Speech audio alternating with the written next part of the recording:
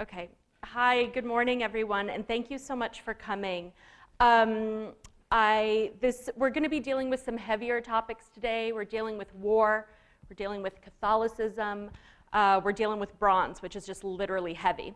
But I want to start, before I get to the time period of the Habsburg kings in the 16th century and the Leone, I want to start by giving you an example and a taste of what was traditional Spanish sculpture at the turn of the 16th century. So here we have the absolute masterpiece of late Gothic, a late Gothic style altarpiece, which is in Toledo Cathedral. If anyone's been there, you know how absolutely gobsmacking it is. It takes up the entire wall of the Capilla Mayor. It is overwhelming, it is populated with polychrome sculptures, and it is the absolute center of the liturgical process and calendar and everything else in Toledo. Here, oh, I did it, Jen. Okay, here we have a tomb monument made from Spanish alabaster that is now in the Museo Nacional de Escultura. So we have a local material, a commemorative function. It commemorates both the life and death of this bishop.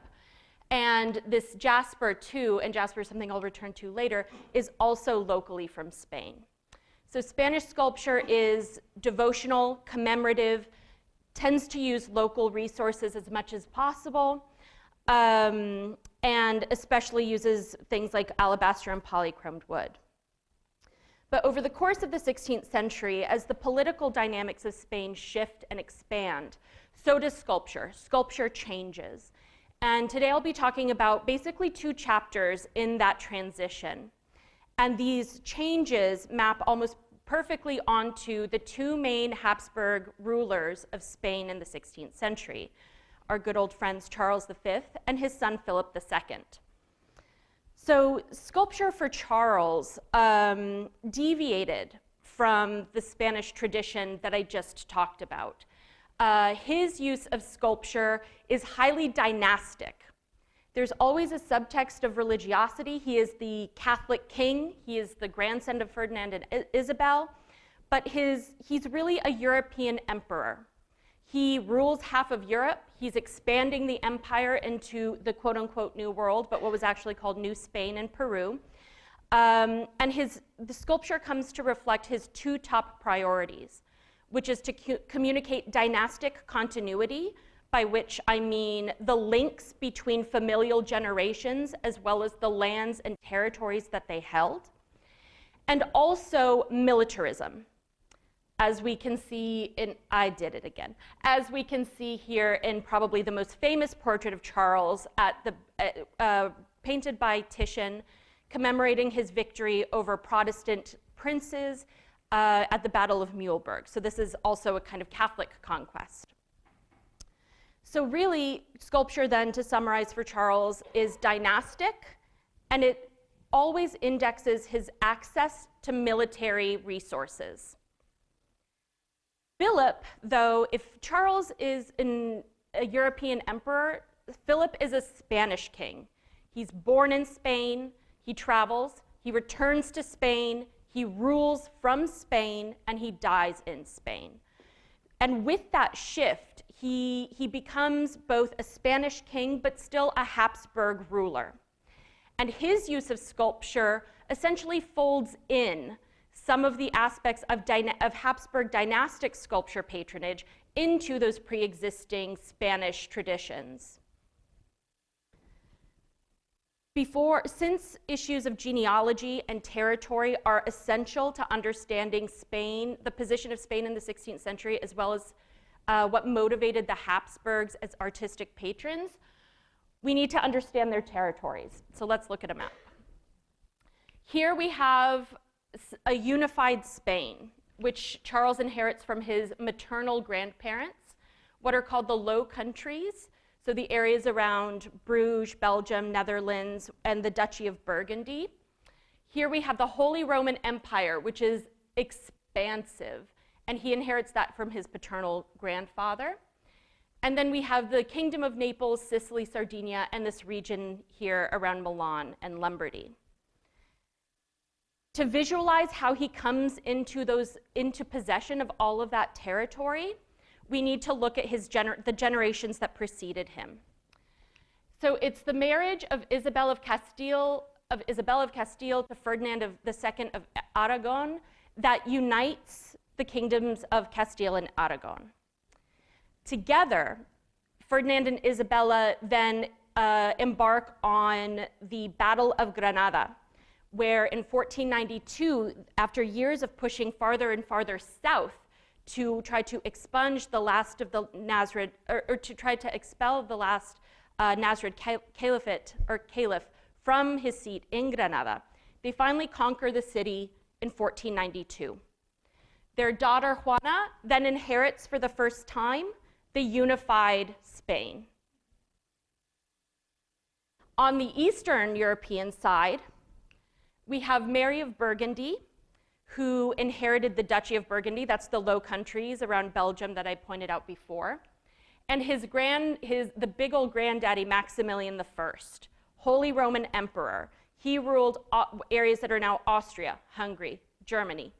Absolutely massive footprint. Their son, Philip the Fair, died in 1506.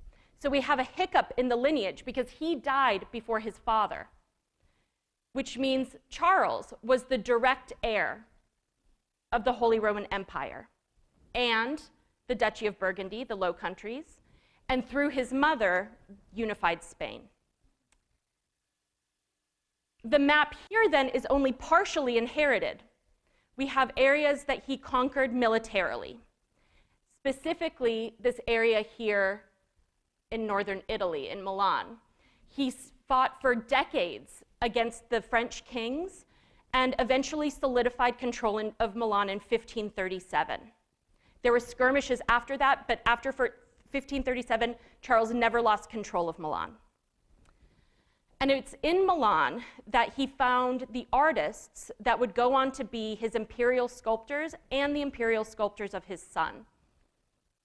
Oh, sorry, I gave something away. First, before I jump into the Leone, I'm always so anxious to talk about the Leone. I want to give you an example of how sculpture worked genealogically. When I say sculpture was dynastic, what do I mean? It's used to visualize various generations of the Habsburg family together, side by side.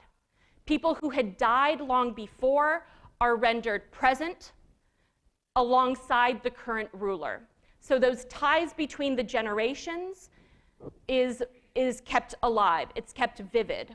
Here we have Charles, front and center, in a building that was the seat of the regional government in and around Bruges. So this is a political building. This is an absolutely stunning chimney piece. If any of you go to Bruges, please go to the Vrija. It is phenomenal. Here we have Mary of Burgundy, Maximilian I, Ferdinand, and Isabella. So in this political site, we have Charles essentially asserting not just his current rule, and you'll also see all of these heraldry, these shields, these heraldic shields, are marking the individual territories that he oversees. So this link between generations and therefore the legitimacy of his rulership over those territories and lands and titles is legitimized through this kind of sculpture and this fictive collection of bodies. And again, the spoiler I gave away before, here we have Charles as a military leader. The wars he fought were partially religious. Again, the Battle of Mühlberg was against Protestant princes. He was trying to squash anti-Catholic sentiment in his German territories. But here in Milan, that was a very special and strategic location that he conquered. The French and Charles were mad for Lombardy. A lot of Italians were like, why Lombardy? There's nothing there. But it's a strategic point from the peninsula up to the north. So Venetians were like, there's nothing that great going on around there except mountains, so why? But that's where he found this very active artistic culture.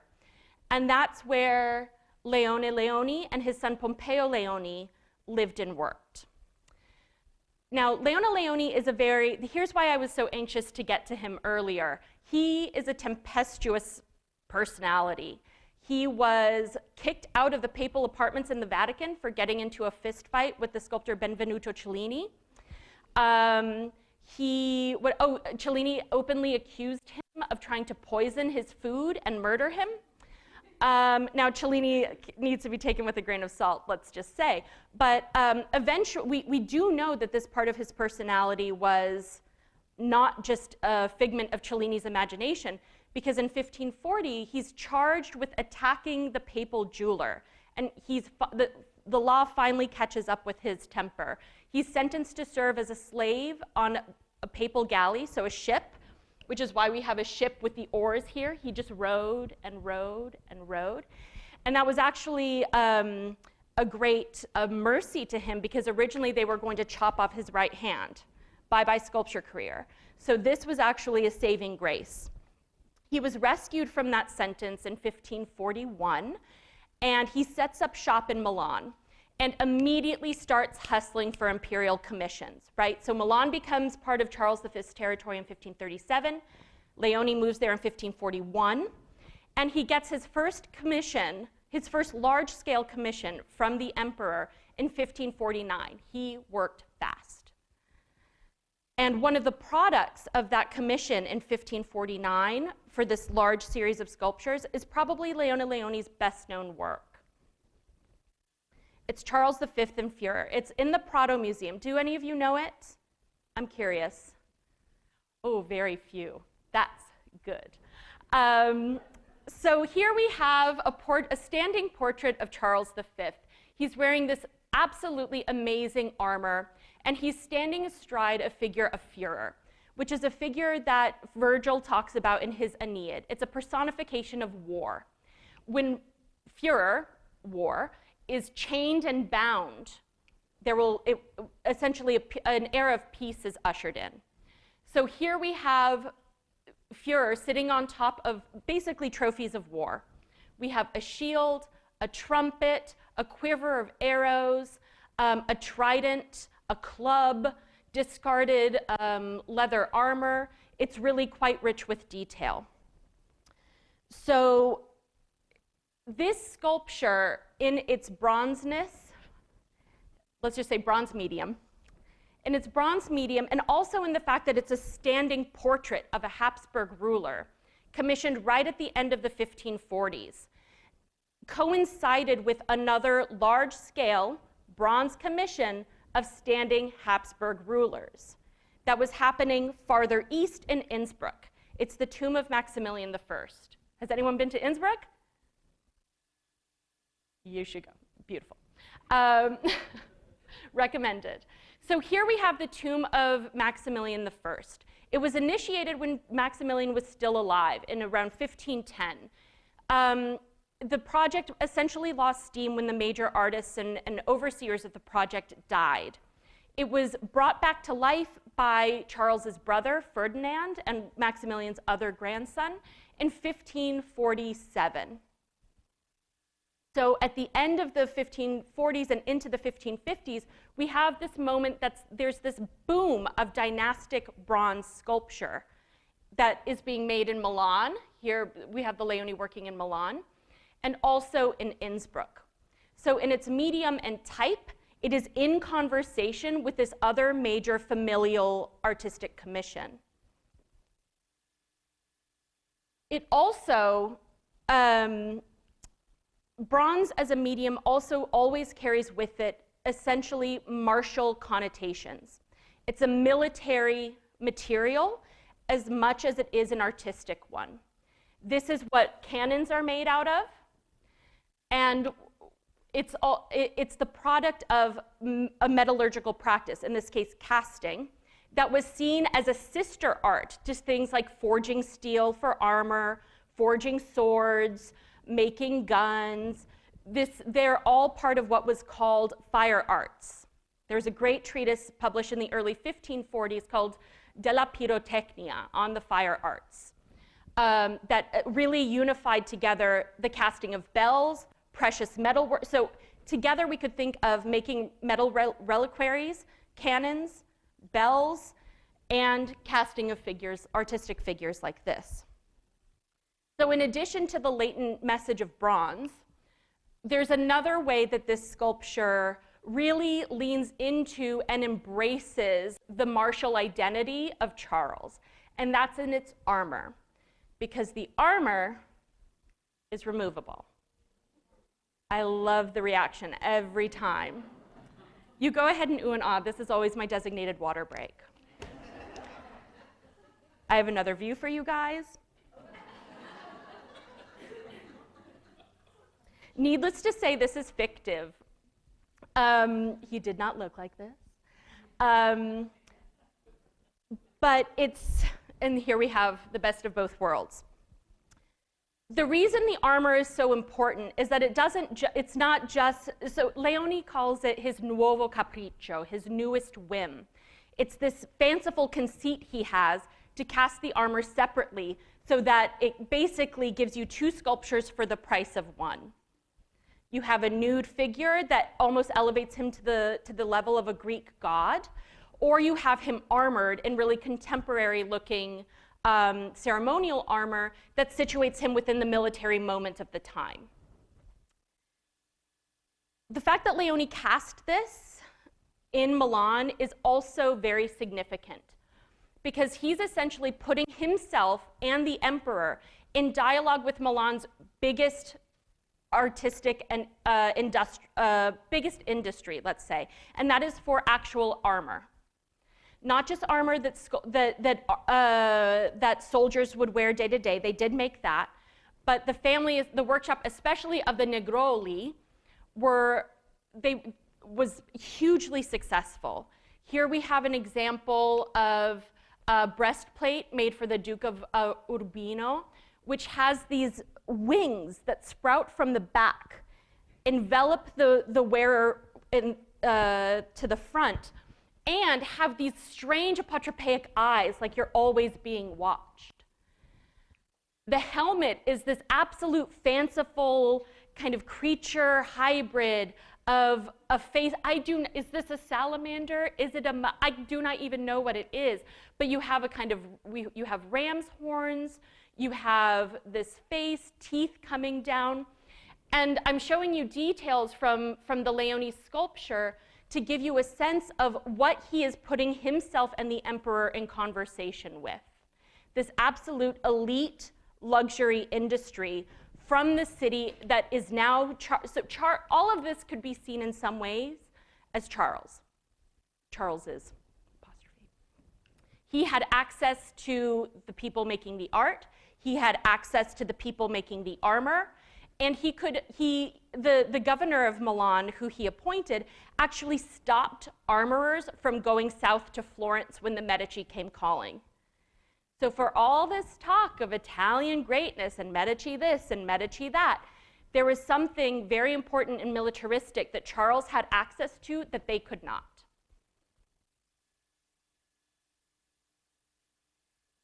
The unfortunate thing about this work is that Charles never actually saw this work completed. He saw it midway. He never saw it finished. He abdicated before he died. He abdicated in 1556 and basically bifurcated his territories. This Holy Roman Empire, the eastern half of the Holy Roman Empire, went to his brother Ferdinand, who had reinitiated the tomb project for Maximilian.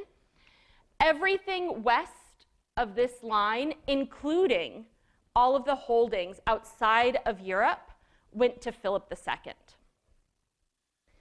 And it's with Philip that the sculptural patronage really starts to blend his identities as a Spanish king. Charles ruled from all over. He was really more, he was trained and taught in Brussels. Philip was trained and taught in Spain. He returned to Spain and ruled all of these vast territories from Spain. So he's both a Spanish king and still the heir to this generations-long, generations of just accruing territory after territory after territory. And nowhere does this union of Spanishness and Habsburgness unite more ostentatiously than at El Escorial. Now, who's been to El Escorial? Now we're talking. Okay. So here, I'm showing you the main areas of the Basilica of El Escorial, and I'll explain the larger complex and its complexities in a bit. But here's the high altarpiece, and it's flanked by these two monuments, to Charles here and to Philip. And so under Philip and at El Escorial, we see a return to certain elements of traditional Spanish sculpture. It's devotional, right? We're back to having this absolutely enormous altarpiece that takes up the entire front of the wall of the church. We're back to the use of local materials, because again, this red jasper is the one that is the type that I pointed out before. It's from this little town called Espeja. And it's then bringing back those devotional and commemorative functions that had been the absolute bread and butter of Spanish sculpture for so long. He simultaneously folded in aspects of his father's sculptural patronage. He stuck with the Leone, right? Philip could have chosen any artist he wanted. He very famously said no thank you to El Greco. So he had no problem saying yes, no to things that he liked. And he prized the Leone enough to maintain their status as imperial sculptors. He's continuing to use bronze, and he's also maintaining his father's interest in that dynastic chain, this unbroken dynastic chain that legitimizes his rule over all of these territories. El Escorial is a very complicated place. Here we have, it's in the hillside outside of Madrid. Here we have the basilica, which looms over all other aspects of the complex. And it had a variety of functions. Here's the basilica. It was also a very famous library, which is right here in this front hall. It had a very well-known pharmacy, and it had its own maiolica made. Gardens. It was a palace complex. Here's an example. This is actually the bedroom where Philip died, and his study, which is, the king had his half of the palace here, and the queen had her half here. It was a mausoleum. It was also a Hieronymite monastery.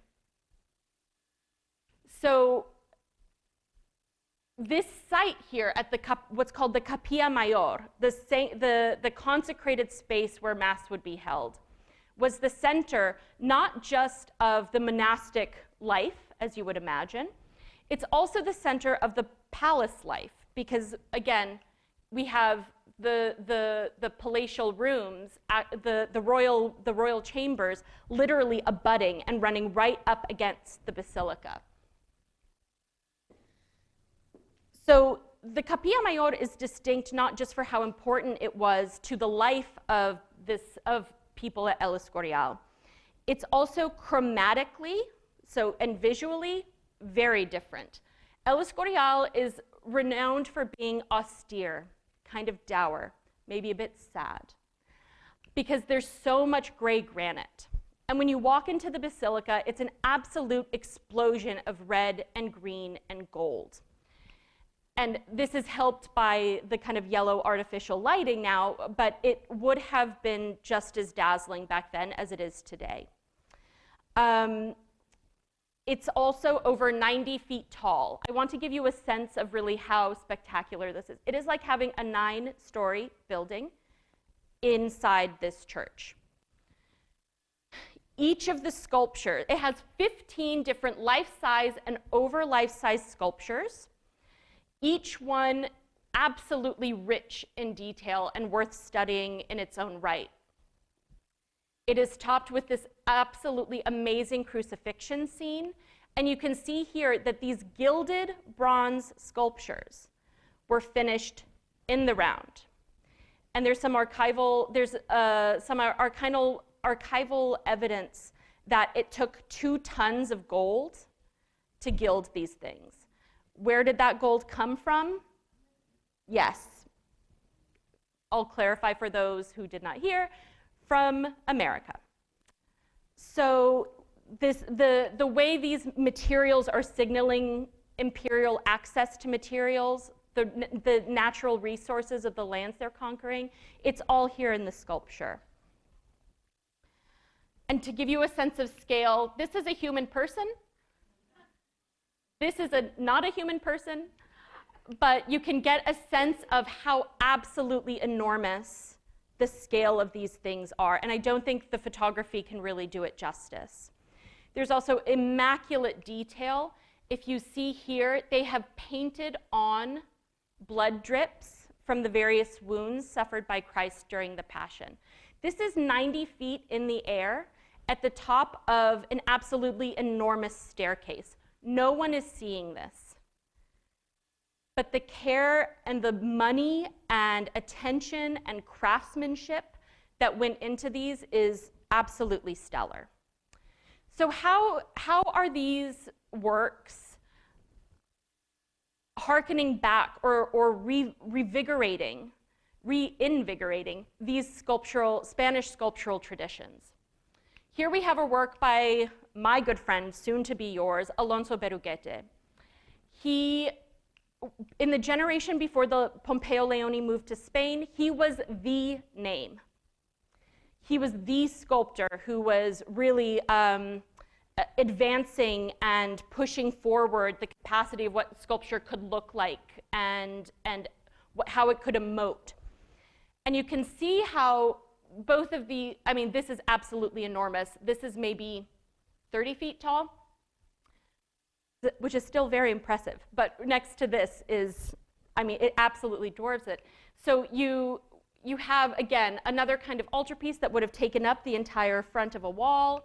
Same here. You have El Escorial working in the same new architectural language of Renaissance proportions and classical proportions, as opposed to the more late Gothic style of the Toledo altarpiece. And it's still using local Spanish materials, but it's deviating from the tradition of polychromed wood. So this looks quite different, but also looks much more like a Spanish altarpiece than anything being made in Italy at the time.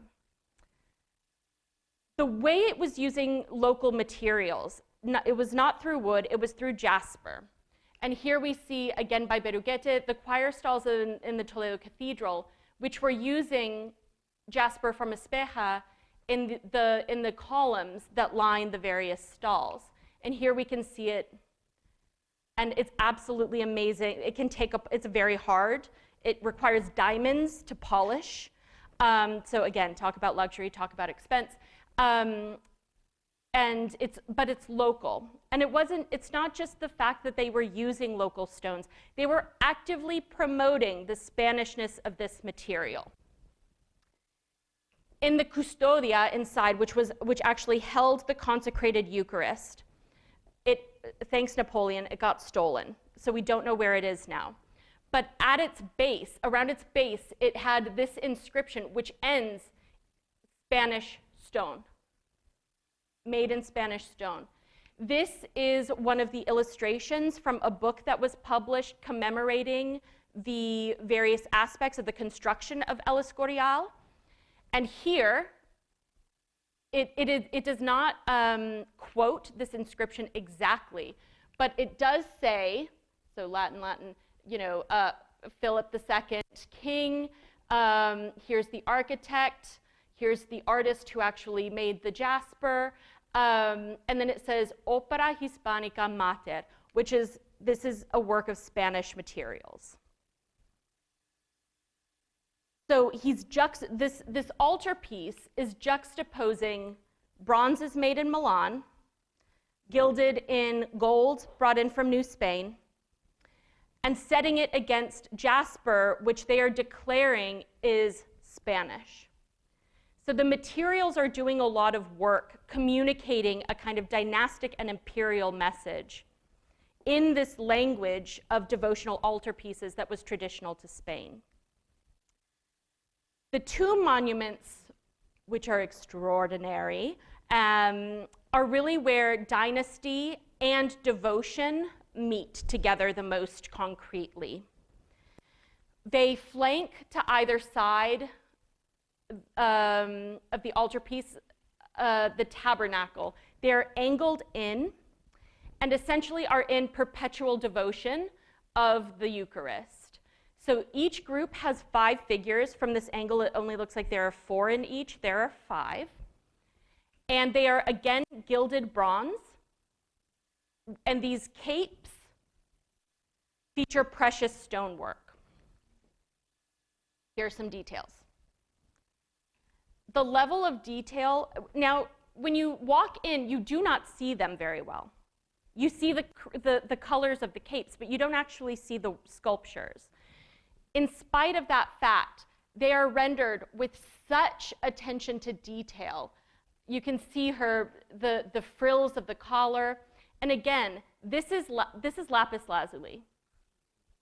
This is all hard stone. So these gold parts are gilded. This is silvered. But all of this other color is precious stone. This is one of my absolute favorite details of mine, because it looks as though her cloth had just crumpled and just sort of fell there.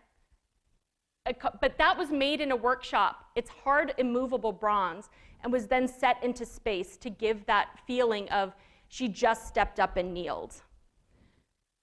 I also love this detail of they cast more decoration than they actually decorated. So it's almost like they either ran out of lapis or they were like, we're fine, it's done. But this kind of hiccup here is something I really enjoy.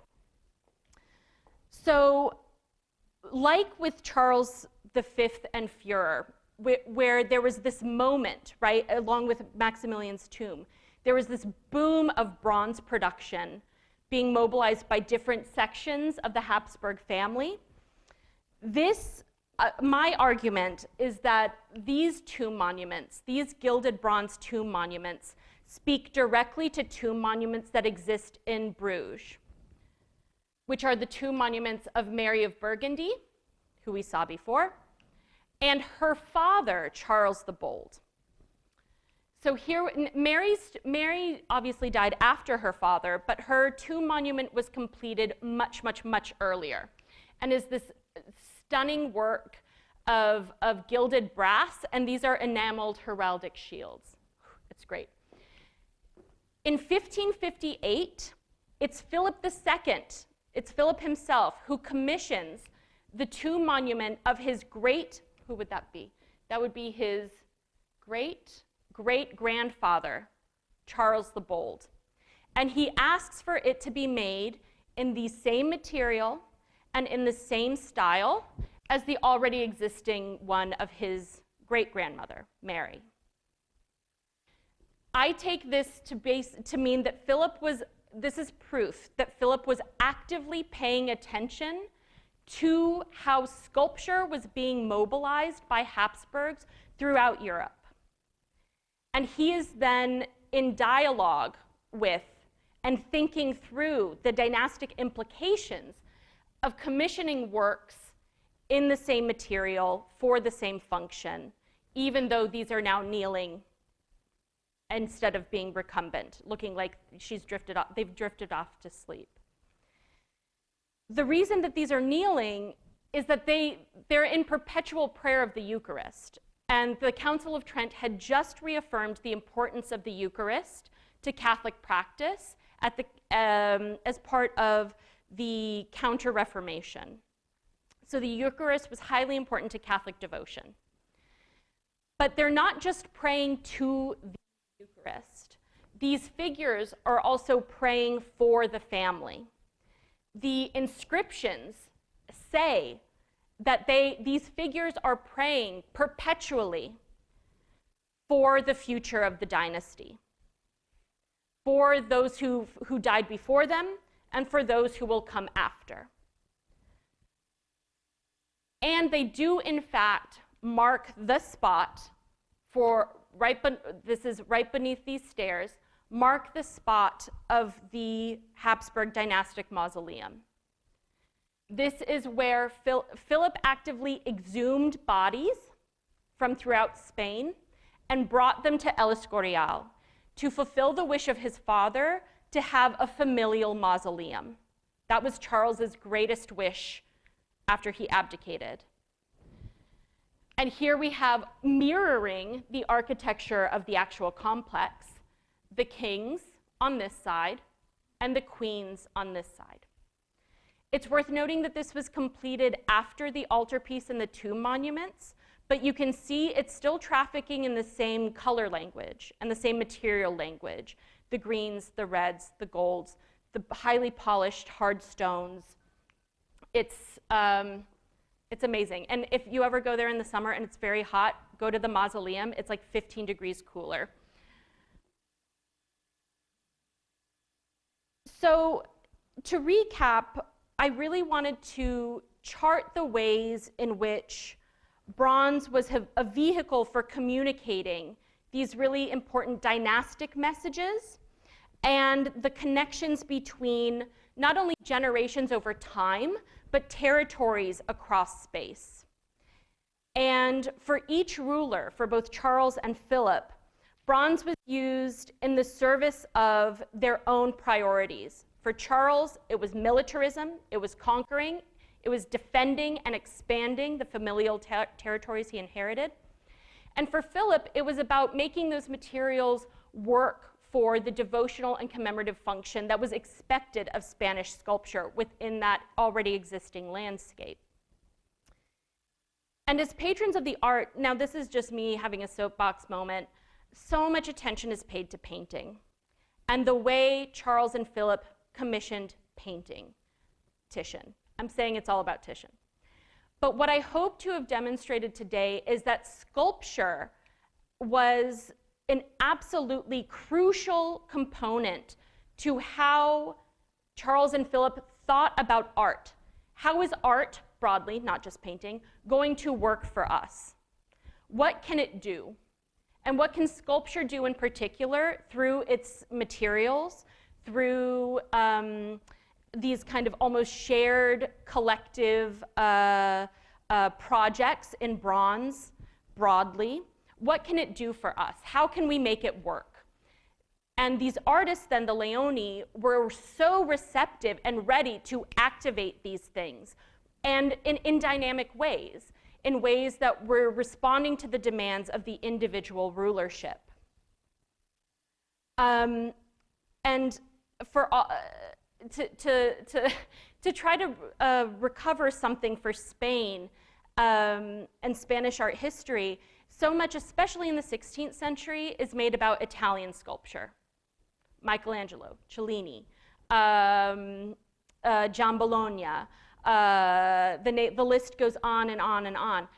But really, if we're thinking about sculptural commissions, the largest, most dynamic, most complicated, most expensive sculptural commissions of the 16th century were being requested and made in service of Spain. And that's it. Thank you.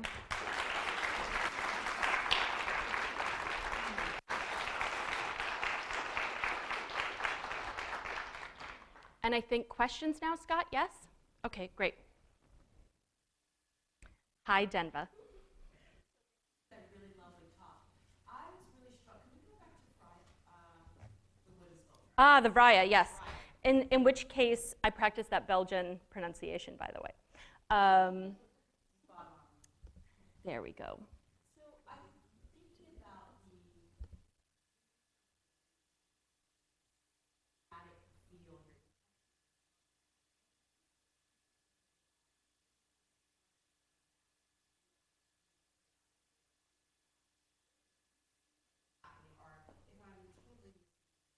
Okay, so just to repeat the question, the good Dr. Gallant is asking whether or not I see some sort of transference of the warm properties of the monochromatic wood to the monochromatic qualities of bronze. Yes? Yeah. Okay. This question of monochromatic sculpture is really interesting, especially in the context of Spain, because Spanish wood carving is not monochromatic. It is polychromatic. It is gilded.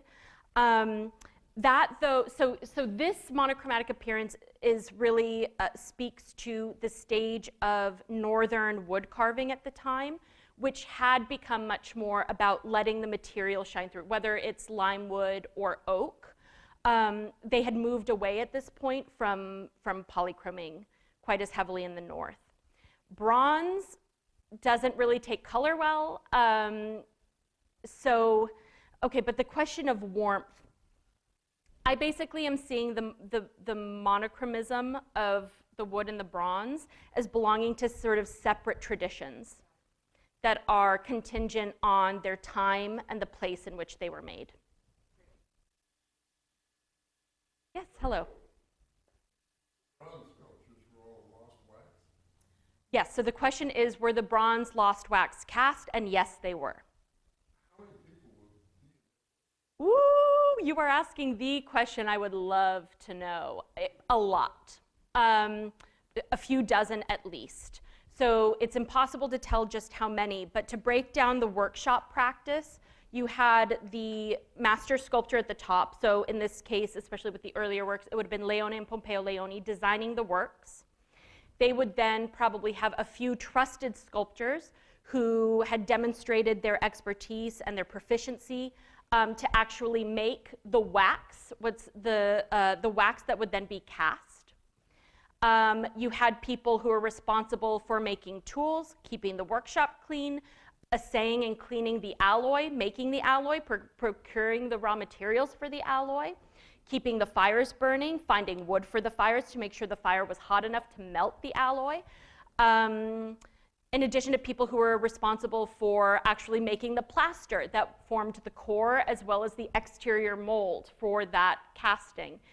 It was very, very complicated, and especially in the casting of the high altarpiece sculptures, which Pompeo actually returned to Milan to cast those sculptures from Spain. He had been in Spain for decades, got married, had kids, returned to his father's foundry in Milan to make them. And he constantly writes back to Spain to say, we can't find enough people. We can't find enough people. We went to Florence to find people. We found people, and the silversmith died when we were trying to ford the river. Like, it was, you know, it was impossible. It seems, they tell it as though it was almost impossible to keep the workshop well staffed enough. That's how many people it took. It just, I mean, I can't even put a number on it. Yeah. We have the contracts for the high altarpiece, which is the architectonic elements in the sculptures. The contract for the Charles V tomb monuments no longer is extant, and the contracts for the Philip II group does exist in a copy. Yes. Yes. So it would have been probably a life-size sculpture of the patron saint of the church. I can't remember what denomination the monastery, the Mejorada was, but it probably would have been a major patron saint that would have sat there and has since been lost because that's no longer in situ, that's now in a museum. And there was a long period of time where the Spanish state took possession over church property, and there was a long, then kind of sad story of these things being sold off and essentially scrapped for parts. Yes? Okay, so I didn't write the day down with the... Yes. Yes, so...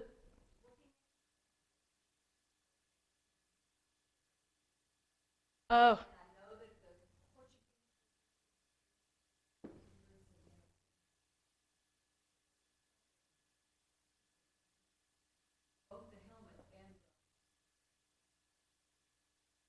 I am not proficient enough. So the question was, what's the relationship? Sorry, I've misquoted, but so had the Leone seen Japanese armor? I do not know. I don't know. Okay.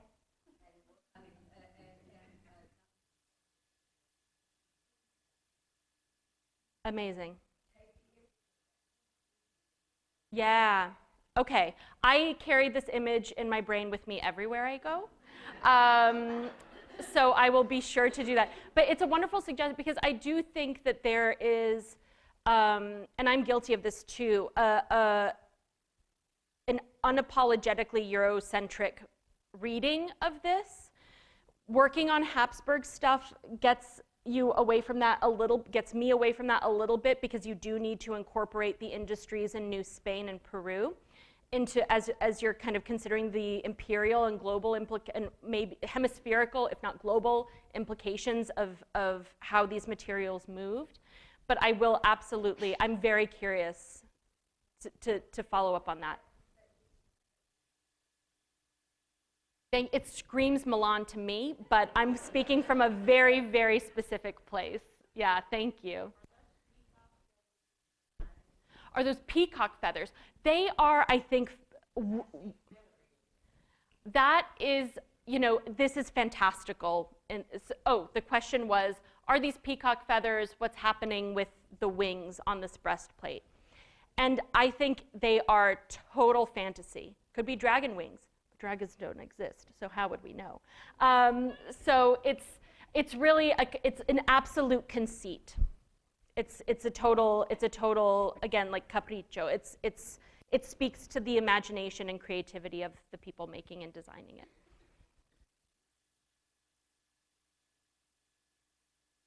Oh, would it be what? Oh, an evil eye. Oh, could it be an evil eye? It's a lot of evil because it's a lot of eyes, and it's entirely possible. Yes, shields and everything were thought to have apotropaic devices, like the head of Medusa on your shield, to sort of play mind games with your opponents, thinking, are you going to freeze, right? Because Medusa turns everyone to stone. Or am I essentially, by the very, by you looking at me in this breastplate, am I like cursing you? Maybe. Okay, thank you.